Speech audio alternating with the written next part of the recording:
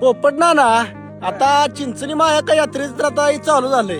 पण आता आम्हाला एक कळून झालंय बोन कोणवर आहे नेमकं ते कसं आहे जरा तुम्हीच सांगा जरा ते काय ते. ही बोन्याची हिंची चिरबिरची चालल्या हा ही देवस्थान जे पहिल्यापासून कुलदैवत मायबाईचं जे आहे हा परंपराचं हा ते ज्या त्याच वेळेला 5 तारखेलाच बोनस झालं पाहिजे असं बैलगाडीवाल्यांचं एक आमचं मत आहे. हा आणि जी काय मोकळं 4 चाकीनं जाणार आहेत हा ते काय म्हणतात घेऊया अलीकडं. हा अरे समजा की लग्न जर जमलं मुलाचं, हा जर समजा की पत्रिका वाटले द्या हा. आणि मागे गावात काय तर अशा अडचण नाही म्हणून असं चालतं का तेव्हा लग्न आधी घ्यायची नाही नाही ती चालणार. आज समजा की ही बैल तुम्हाला सांगतो कमीत कमी 1 लाखाचा 1.25 लाखाचा 1.5 लाखाचा कोणी घेतलाय, कोणी 80चा घेतलाय, कोणी 90चा घेतलाय या नुसतं ह्या चिंचणी यात्रेसाठी. आणि ह्या गाड्याने आता हे इलेक्शन हे आज आहे ना उद्या नाही, तर हिने इलेक्शनाच्या नादाला लागणं ही चूक आहे माझ्या तर म्हणण्यानं.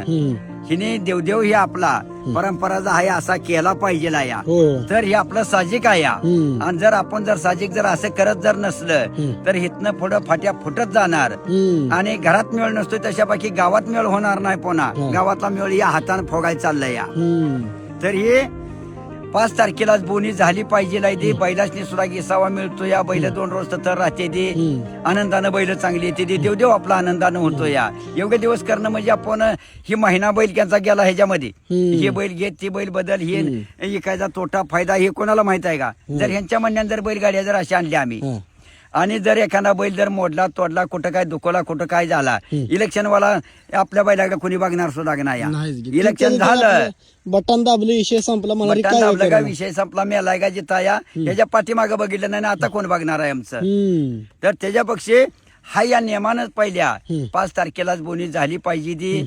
आणि बैलगाड्या जायच्या हिशोबानं आपल्या पुनवीच्या पाठच्या जात्या द्या पुनव झाली का त्या पद्धतीनेच बैलगाड्या गेल्या पाहिजे द्या असं हे आमचं बैलगाडीवाल्यांचं म्हणणं आहे. बैल सुखरूप राहणार. एकदा गजर करा देवीला कारंड्या वायवायचे चांग भले बिरुदेवाचे चांग भले वक मला चांग भला.